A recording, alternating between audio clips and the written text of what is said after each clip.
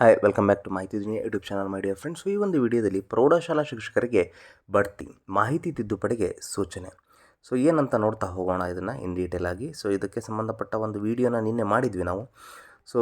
ಈ ಥರ ಇಂಪಾರ್ಟೆಂಟ್ ಅಪ್ಡೇಟ್ಸ್ಗೋಸ್ಕರ ಏನೆಲ್ಲ ಇನ್ನು ಚಾನಲ್ ಸಬ್ಸ್ಕ್ರೈಬ್ ಆಗಿ, ಎಸ್ಪೆಷಲಿ ಎಜುಕೇಷನ್ ಸೆಕ್ಟರಲ್ಲಿ ನಿಮಗೆ ಹೊಸ ಹೊಸ ವಿಷಯಗಳನ್ನು ನೇಮಕಾತಿಗೆ ಸಂಬಂಧಪಟ್ಟಿದ್ದು ಅಥವಾ ಯಾವುದೇ ಇರಲಿ ಅದನ್ನು ನಿಮ್ಮ ಮುಂದೆ ತರೋದಕ್ಕೆ ಪ್ರಯತ್ನ ಪಡ್ತೀವಿ.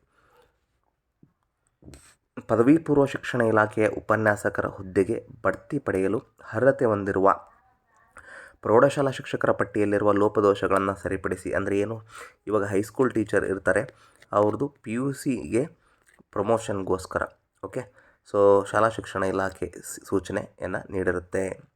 ಹೈಸ್ಕೂಲ್ದು ಏನೆಲ್ಲ ಲೋಪದೋಷಗಳಿದ್ದಾವೆ ಶಿಕ್ಷಕರ ಪಟ್ಟಿಯಲ್ಲಿ ಅದನ್ನು ಕೊಡಿ ಅಂತ. ಶಿಕ್ಷಕರಡಿರುವ ಪಟ್ಟಿಯಲ್ಲಿ ಕೆಲವು ಸಹ ಶಿಕ್ಷಕರ ಜನ್ಮ ದಿನಾಂಕವನ್ನೇ ಸೇವೆಯ ದಿನಾಂಕವನ್ನಾಗಿ ನಮೂದು ಮಾಡಲಾಗಿದೆ. ಅವ್ರು ಏನು ಹುಟ್ಟಿದ್ದಾರೆ ಆ ಡೇಟನ್ನೇ ಸೇವೆಯ ದಿನಾಂಕ ಅಂತ ಮಾಡಿದರೆ ಇದರಿಂದ ಸಾಕಷ್ಟು ಗೊಂದಲವಾಗಿದೆ. ಶಿಕ್ಷಕರ ಸೇವಾ ಪುಸ್ತಕ ಅಂದರೆ ಏನು, ಸರ್ವಿಸ್ ಬುಕ್ ಅಂತ ಕರಿತೀವಿ. ನಿಖರ ದಿನಾಂಕವನ್ನು ದಾಖಲಿಸಿ ತಿದ್ದುಪಡಿ ಮಾಡುವಂತೆ ಶಾಲಾ ಶಿಕ್ಷಣ ಇಲಾಖೆ ಆಯುಕ್ತರು ತಿಳಿಸಿದ್ದಾರೆ. ವಿದ್ಯಾರ್ಹತೆ ಕಾಲಂನಲ್ಲಿ ಸ್ನಾತಕೋತ್ತರ ಪದವಿ ಎಂದು ನಮೂದಿಸಿದ್ದು, ಯಾವ ವಿಷಯದಲ್ಲಿ ಸ್ನಾತಕೋತ್ತರ ಪದವಿ ಪಡೆಯಲಾಗಿದೆ ಅಂತ ನಮೂದಿಸಿಲ್ಲ. ಏನು ಹೈಯರ್ ಎಜುಕೇಷನ್ ಮಾಡಿರ್ತಾರೆ PG, ಅದರಲ್ಲಿ ಸ್ನಾತಕೋತ್ತರ ಯಾವುದರಲ್ಲಿ ಮಾಡಿದ್ದಾರೆ ಅಂತ ಮೆನ್ಷನ್ ಮಾಡಿಲ್ಲ.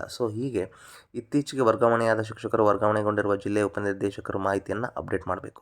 KJAD ಸಂಖ್ಯೆಯನ್ನು ದಾಖಲಿಸಿ ಎಕ್ಸೆಲ್ ಫಾರ್ಮ್ಯಾಟ್ ಜೊತೆಗೆ PDF ನಲ್ಲಿಯೂ ತಿದ್ದುಪಡಿಗಳನ್ನು ದೃಢೀಕರಿಸಿ ಡಿಸೆಂಬರ್ 23 ಒಳಗೆ ಸಲ್ಲಿಸುವಂತೆ ತಿಳಿಸಿದ್ದಾರೆ ಅಂತ ಹೇಳ್ತಿದ್ದಾರೆ. ಡಿಸೆಂಬರ್ 23 ಒಳಗಡೆ ಈ ಮಾಹಿತಿ ಕೊಡಬೇಕಂತಿದೆ. ಆಗಿದೆ ಈಗ ಆಲ್ರೆಡಿ ಡೇಟ್.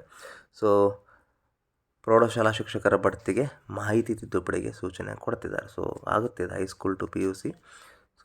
ಇನ್ಫಾರ್ಮೇಷನ್ ಎಲ್ಲ ಸಿಕ್ಕ ಮೇಲೆ ಮಾಡ್ತಾರೆ ಅಂತ ಹೇಳ್ತಾ ಮಾಹಿತಿಯನ್ನು ಮುಗಿಸ್ತಿದ್ದೇವೆ. ಮತ್ತೊಂದು ವಿಡಿಯೋ ಜೊತೆ ಸಿಗ್ತೀವಿ. Take care. See next video next update ಅಂತ ಹೇಳ್ತಾ ಧನ್ಯವಾದಗಳು.